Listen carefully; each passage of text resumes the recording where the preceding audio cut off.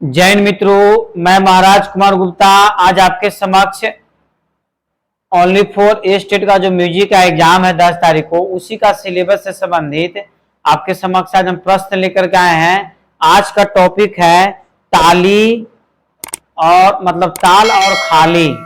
ठीक है, बिना समय गवाए हुए सिर्फ और सिर्फ ऑब्जेक्टिव क्वेश्चन पर हम चलेंगे। और ध्यान दीजिएगा, आज का पहला क्वेश्चन आपको हम बतला रहे हैं, उसको बारीकी से सुनना है। और यदि आपको पास समय है तो आप इसको नोट करते चलिए कॉपी में। ठीक है, फर्स्ट क्वेश्चन है कि रूपक ताल की खाली की मात्रा पर पड़ती है, माने कितने नंबर पर पड़ती है, तो इसका आंसर आपको हो जाएगा पहली। क्या आंसर हो जाएगा? पहली। आज का नेक्स्ट क्वेश्चन है कि पंचमी सवारी ताल कितने मात्रा की होती है, तो 15। कितने मात्रा की होती है? 15। पंचमी सवारी ताल कितने मात्रा की होती है, तो 15। अगला आपको क्वेश्चन है, ख्याल गायन की साथ कौन सा ताल नहीं बजाया जाता है, तो 4 ताल। ठीक है, ख्याल गायन के साथ कौन सा ताल नहीं बजाया जाता है, तो 4 ताल। अगला आपको क्वेश्चन है कि ध्यान दीजिएगा, एक ताल में खाली कौन सी मात्रा पर होती है, तो 3 और 7 पर। 3 और 7 पर। निम्न में से कौन सा ताल में मेल है, तो लक्ष्मी और गणेश ताल में एक ही मेल होता है। आड़ की लयकारी को कैसे दिखाते हैं, तो 3/2 से। 3/2 से। आड़ की लयकारी को कैसे दिखाते हैं, तो 3/2 से। नेक्स्ट क्वेश्चन है कि किस लयकारी को प्रदर्शित करता है। ठीक है, ये आपका आंसर हो जाएगा 3/4। 3/4 से। अगला आपको क्वेश्चन है कि ध्यान दीजिएगा, किस, अब स्वर के बारे में हम लोग जिक्र करेंगे, किस स्वर लिपि पद्धति में गणित के अंकों का प्रयोग किया जाता है, तो च्युव नोटेशन में। च्युव नोटेशन में। ठीक है, नेक्स्ट क्वेश्चन आपको एक शुद्ध कल्याण का समप्रकृति राग कौन है, इसका आपको आंसर हो जाएगा भूपाली। ठीक है, अर्थात शुद्ध कल्याण का समप्रकृति राग कौन है, तो भूपाली। अगला आपको क्वेश्चन है कि रागेश्वरी राग समप्रकृति राग है, इसका आंसर आपको हो जाएगा बागेश्वरी तथा मालगुंजी। बागेश्वरी तथा मालगुंजी। राग परज और बसंत राग है। ठीक है, राग परज और बसंत राग कब गाया जाता है, तो प्रातःकालीन तथा संधि प्रकाश है। ठीक है, नेक्स्ट क्वेश्चन आपको ध्यान देना है कि राग भैरव का समप्रकृति राग है, तो कलिंगगढ़ है। ठीक है, कलिंगगढ़। राग भैरव का समप्रकृति राग है, तो कलिंगगढ़। अगला आपको क्वेश्चन है कि राग मालकौस का समप्रकृति राग है, तो चंद्रकौश है। चंद्रकौश है। अगला आपको याद रखना है कि मिर्जापुर, बनारस, जौनपुर किस गायन शैली के लिए प्रसिद्ध है, तो कजरी के लिए। अर्थात कजरी एक प्रकार का गायन शैली है जो सबसे अधिक यदि प्रयोग किया तो मिर्जापुर, बनारस, जौनपुर। ठीक है, नेक्स्ट क्वेश्चन आपका है कि चैती गायन शैली कहाँ के लिए प्रसिद्ध है, तो उत्तर प्रदेश और बिहार। चैती एक प्रकार का गायन शैली है जो उत्तर प्रदेश और बिहार में इसका प्रयोग सबसे ज्यादा किया जाता है। नाटी कहाँ का गायन प्रसिद्ध शैली है, तो हिमाचल प्रदेश का। नाटी कहाँ का गायन शैली प्रसिद्ध है, तो इसका आंसर हो जाएगा हिमाचल प्रदेश का। गरबा आपका कहाँ का प्रसिद्ध लोक नृत्य है, तो गरबा आपको गुजरात का है। गरबा कहाँ का है? गुजरात का है। मांड गायन शैली कहाँ के लिए प्रसिद्ध है, ये आपको मांड जो है से राजस्थान का है। मांडना कहाँ का है? राजस्थान का। केसरिया बालम आओ नी पधारो महोदय से, यह कहाँ के गीत है, तो राजस्थान का है। कहाँ का है? अरे राजस्थानी भाषा में ही गाया ही गया। ठीक है, केसरिया बालम आओ नी पधारो हमरे देश। अगला यह राजस्थान का है। नेक्स्ट क्वेश्चन है कि लावनी कहाँ का लोक नृत्य है, तो लावनी महाराष्ट्र का लोकप्रिय गीत है। ठीक है, लावनी कहाँ का है? महाराष्ट्र का। गरबा कहाँ का प्रसिद्ध लोकगीत है? तो गुजरात का है। गरबा कहाँ का है? गुजरात का। गरबा कहाँ का प्रसिद्ध लोक? तो गुजरात आपको हो गया। नेक्स्ट क्वेश्चन आपको बारीकी से ध्यान देना है, ध्यान दीजिएगा। अब आपको हम राग से संबंधित क्वेश्चन बतला रहे हैं। राग गौंड सारंग वादी स्वर कौन सा है? तो इसका आपको आंसर हो जाएगा ग। ठीक है, नेक्स्ट क्वेश्चन ध्यान दीजिएगा कि पुरिया धनारसी का वादी स्वर कौन सा है? तो प की तुलना प से, इसे ध्यान दीजिएगा। राग गौंडस्वारी का वादी स्वर क्या है? ठीक है, तो राग गौंडस्वारी ग है ना, तो ग की तुलना ग से हो गया। आगे देखिएगा कि पुरिया धनाश्री का वादी स्वर क्या है? तो इसका आपको प से शुरू हो रहा है, तो आपको प हो जाएगा। ठीक है, नेक्स्ट क्वेश्चन है कि अगर संवादी पूर्वांग हो तो वादी क्या होगा? तो उत्तरांग होगा। ठीक है, ये आपको डिस्क्रिप्टिव में हम पहले बता चुके हैं, आप इसके पहले वाला वीडियो देख करके आप समझ सकते हैं। ठीक है, अगर संवादी पूर्वांग है तो वादी क्या होगा? तो उत्तरांग होगा। नेक्स्ट क्वेश्चन है आपका कि राग के सबसे महत्वपूर्ण स्वर को क्या कहते हैं? तो वादी कहते हैं। राग के सबसे महत्वपूर्ण स्वर को क्या कहते हैं? तो वादी कहते हैं। नेक्स्ट क्वेश्चन है कि जो राग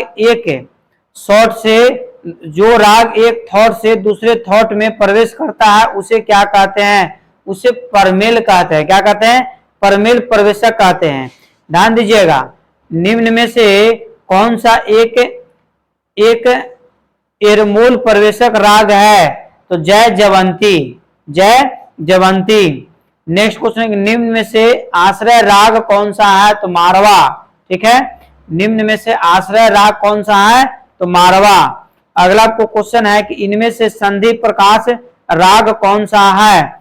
इसका आंसर आपको हो जाएगा भैरव। इसलिए संधि प्रकाश राग इसको बोला गया है कि सुबह 4 से 7 तथा संध्या 4 से 7 इसको गाने का उचित समय बताया गया है। इसलिए हम इसको क्या बोलते हैं? संधि प्रकाश राग। संधि मतलब जोड़ना। ठीक है, तो सुबह 4 से 7 है और शाम में 4 से 7 जो गाया जाता है गायन, उसको हम भैरव राग कहते हैं। ठीक है, इसलिए इसको संधि प्रकाश बोला गया है। अगला क्वेश्चन है कि स्वरों को अटूट बोलना क्या कहलाता है? तो मिंड कहलाता है। स्वरों को अटूट बोलना क्या कहलाता है? तो मिंड कहलाता है।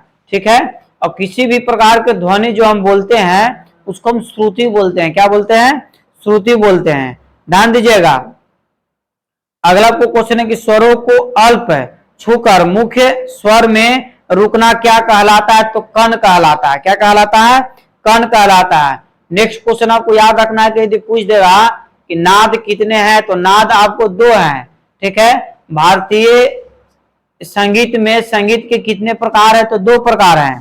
ठीक है, सारंग देव ने गमक के कितने प्रकार बताए हैं? तो 15 बताए हैं। सारंग देव गमक के कितने प्रकार बताए हैं? तो 15 बताए हैं। ठीक है, आहत गमक का आधुनिक नाम क्या है? तो खटका। और आहत मतलब क्या? खटका। ठीक है, आहत गमक का आधुनिक नाम क्या है? खटका है। नेक्स्ट क्वेश्चन है कि तिरिप क्या है? तो तिरिप एक प्रकार का गमक है। तिरिप क्या है? गमक है। सभी विद्वानों ने अलग अलग गमक का वर्णन किया है, वो आपको हम पर्सनली बताएंगे भी, परंतु अभी फिलहाल में जितना क्वेश्चन का आपको हम जिक्र कर रहे हैं उतना पर आप कंपलसरी कमांड करिए। ठीक है, प्लवित गमक का आधुनिक नाम क्या है? तो मिंड है। ठीक है, प्लवित का आधुनिक नाम क्या है? तो मिंड है। संगीत परिजात के अनुसार गमक के कितने भेद हैं? तो 20 हैं। देखिए, सारंग देव 15 गमक बताए थे, परंतु संगीत परिजात के अनुसार गमक कितना बताया गया है? 20 बताया गया है। नेक्स्ट क्वेश्चन पर आप ध्यान दीजिए कि दक्षिणी संगीत ग्रंथों में गमक के कितने प्रकार है? देखिए 10 आंसर आ गया। दक्षिणी में 10 हो गया, सारंग देव के अनुसार 15 हो गया, और ये संगीत परिजात के अनुसार गमक कितने हैं? 20 हैं। संगीत परिजात के अनुसार 20 है। ठीक है, सारंग देव के अनुसार 15। ठीक है, और दक्षिणी संगीत ग्रंथों के अनुसार कितना? 10। ये आपको याद रखना है गमक कितने कितने हैं। अगला को क्वेश्चन है कि पाश्चात्य संगीत में कण स्वरों को क्या कहा जाता है? तो ग्रेस नोट बोला जाता है। ठीक है, पाश्चात्य संगीत में कण स्वरों को क्या बोला जाता है? तो ग्रेस नोट बोला जाता है। मिंड की क्रिया किसमें ज्यादा होती है? तो तंत्रीवाद में। मिंड की क्रिया सबसे ज्यादा किसमें होती है? तो तंत्रीवाद में होती है। काकू के कितने भेद होते हैं? तो काकू के 6 भेद होते हैं। काकू के कितने भेद होते हैं? 6 भेद होते हैं। संधि प्रकाश राग किस समय गाया जाता है? तो अभी हम तुरंत बताए थे कि संधि प्रकाश राग संधि को भैरव राग को बोलते हैं, जो सुबह 4 से 7 तथा शाम 4 से 7 गाया जाता है, जिसको संधि प्रकाश बोलते हैं। अर्थात दोनों आपको याद रखना है। नेक्स्ट क्वेश्चन आपको ध्यान देना है कि भरत काल में वाद वृद्ध के लिए किस शब्द का प्रयोग होता था? तो कुतुब। भारत काल में वाद वृंद के लिए किस शब्द का प्रयोग होता था? तो कुतुब। नेक्स्ट क्वेश्चन आपको ध्यान देना है कि भरत और दलित के अनुसार वादों के कितने प्रकार बताए गए हैं? इसका आपको आंसर याद रखना है 4। अब ठीक है, भारत ने तत्ववादों की वादन क्रिया के लिए किस शब्द का प्रयोग किया है? तो धातु। क्या किसका प्रयोग किया है? धातु। भारत ने तत्ववादों की वादन के लिए किस क्रिया का प्रयोग किया है? इसका आपको आंसर किस शब्द का? तो धातु का। नेक्स्ट क्वेश्चन है कि महर्षि नारद के अनुसार वादों के कितने प्रकार हैं? तो 3। महर्षि नारद के अनुसार वाद के कितने प्रकार हैं? 3 प्रकार हैं। संगीत रत्नाकर के अनुसार वाद के कितने प्रकार हैं? तो 4। ध्यान दीजिएगा, क्वेश्चन दोनों बहुत माने अजूबा है। महर्षि नारद जो है वाद को 4 प्रकार बताएं, सॉरी 3 प्रकार बताएं। महर्षि नारद वाद को कितने प्रकार बताएं? 3। और संगीत रत्नाकर के अनुसार वाद के कितने प्रकार? 4 है। चारों का नाम सुन लीजिए। सबसे पहला तत्। तत् कहने का मतलब है कि वैसा वाद्य यंत्र जिसका निर्माण तार से होता है। किससे निर्माण होता है? तार का उसमें प्रयोग होता है, जैसे सारंगी हो गया, ठीक है, तानपुरा हो गया, ये सब तत्ववाद यंत्र का उदाहरण है। ठीक है, नेक्स्ट क्वेश्चन दीजिए। अगला आपको है धन। धन कहने का मतलब कि जो धातु से बनता हो। किससे बनता हो? धातु से। पिट पिट करके धातु से बनता हो, उसको हम धन बोलते हैं। ठीक है, अगला है कि अवनद। क्या है? अवनद। अवनद कहने का मतलब है कि वैसा वाद्य यंत्र जिसमें चमड़ा का प्रयोग होता है। जिसमें किसका प्रयोग होता है? चमड़ा का। जैसे कहने ढोल हो गया, नगाड़ा हो गया, मृदंग हो गया, इसमें चमड़ा का प्रयोग होता है। ठीक है, चौथा आपको है सुशीर। सुशीर का क्रस कहने का मतलब है वैसा वाद्य यंत्र जिसको हम फूंक कर बजाते हैं। किसे बजाते हैं? फूंक कर बजाते हैं। ठीक है, उसको हम क्या बोलते हैं? सुशीर बोलते हैं। बांसुरी हो गया। ठीक है, अगला क्वेश्चन आपको ध्यान देना है कि सामगन के प्रचलित ऐसे वाद का नाम बताइए जिसके स्वर स्थिर और उसी के आधार पर वीणा मिलाई जाती है, उसको वेणु कहते हैं। क्या कहते हैं? वेणु कहते हैं।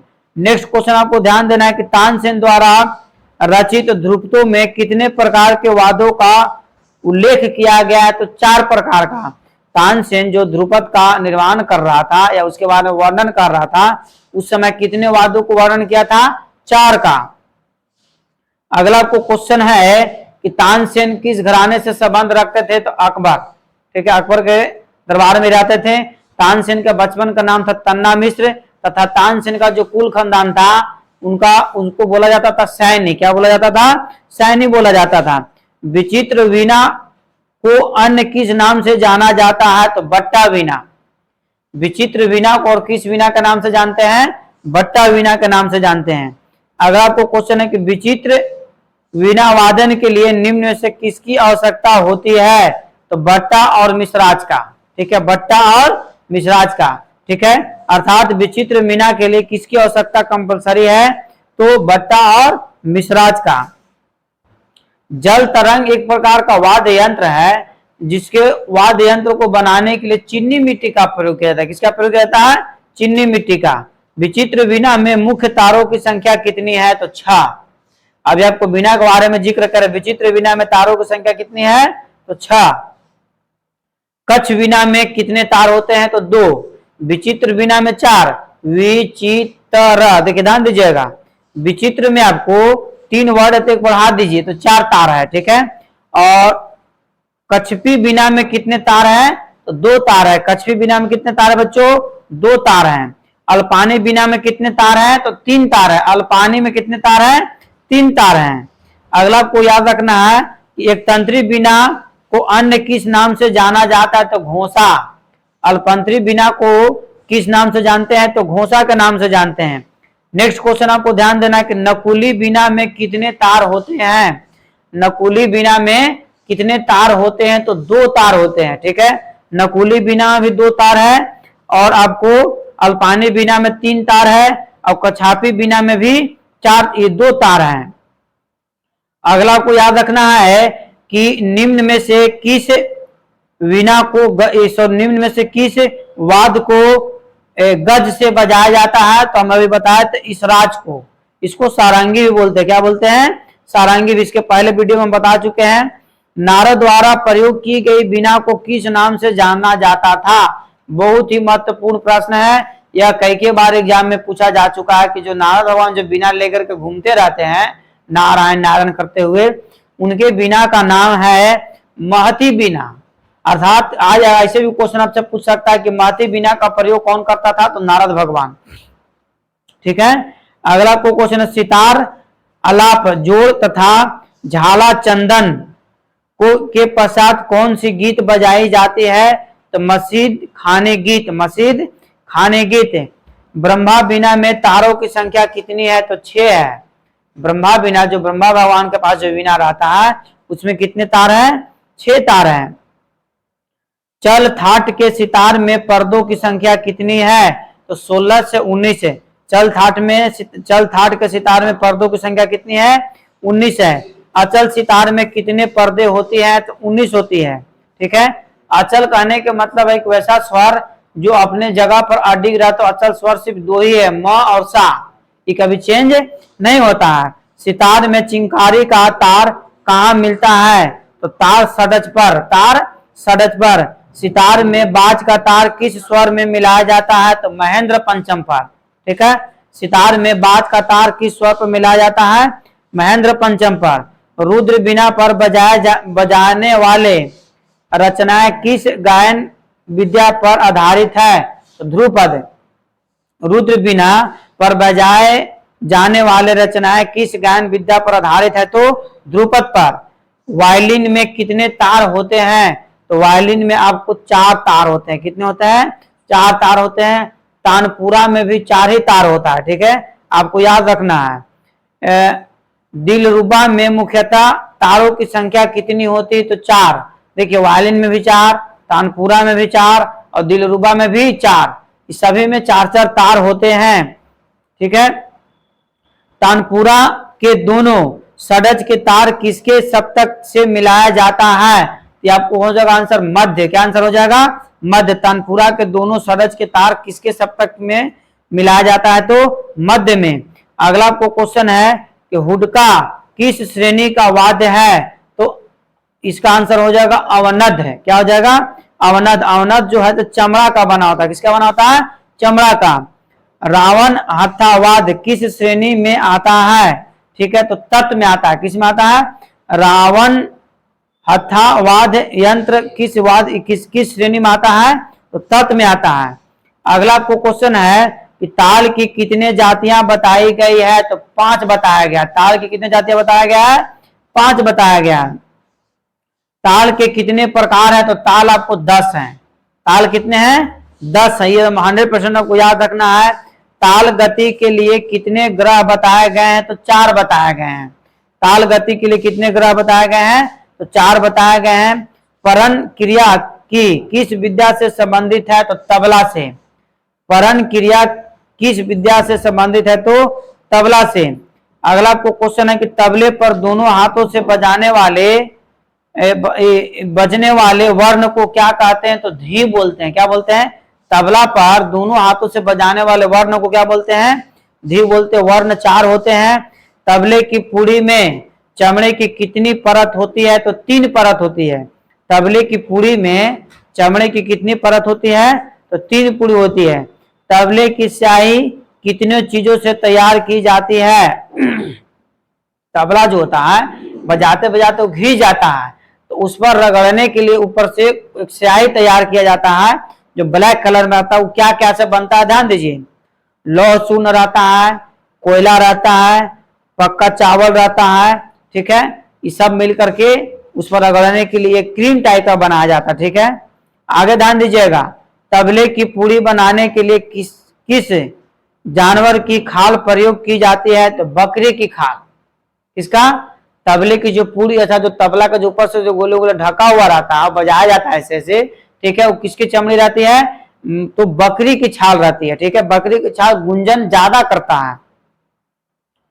अगला क्वेश्चन दीजिए, देखिएगा 5 + 2 + 3 + 4 विभाग से ताल, कौन सा ताल का निर्माण होता है? तो धमार का होता है। किसका होता है? धमार का। 4 + 4 + 4 + 4 के विभाग से ताल का, कौन सा ताल का निर्माण होता है? तो पंजाबी ताल का। कौन सा ताल का? पंजाबी ताल का। बसंत ताल में कितनी मात्राएं होती है? तो बसंत ताल में आपको 9 मात्रा होता है। कितनी मात्रा होता है? बसंत ताल में 9 मात्रा होता है। ब्रह्मा ताल में कितनी विभाग होती है? तो 14 विभाग होती है। ब्रह्मा ताल में बच्चों कितनी विभाग होती है? तो 14 विभाग होती है, ठीक है। लक्ष्मी ताल में कितनी मात्राएं होती है? तो 18 होती है। लक्ष्मी ताल में कितनी मात्राएं होती है? 18। रुद्र ताल में कितनी विभाग होते हैं? तो 11। रुद्र ताल में कितने विभाग होते हैं? 11 होते हैं, ठीक है। इस प्रकार यदि वीडियो आपको अच्छा लगा हो तो लोगों को देखने के लिए जरूर भेजें, ताकि आपके लोग जल्द से जल्द एक सरकारी नौकरी प्राप्त कर सकें। तथा जो भी व्यक्ति हमारे माध्यम से फॉर्म भरे हैं वो इस वीडियो को जरूर देखें तथा हमारे चैनल से जुड़ने की कोशिश जरूर करें तथा चैनल को सब्सक्राइब करना, शेयर करना और लाइक करना न भूलें। जय हिंद, जय भारत।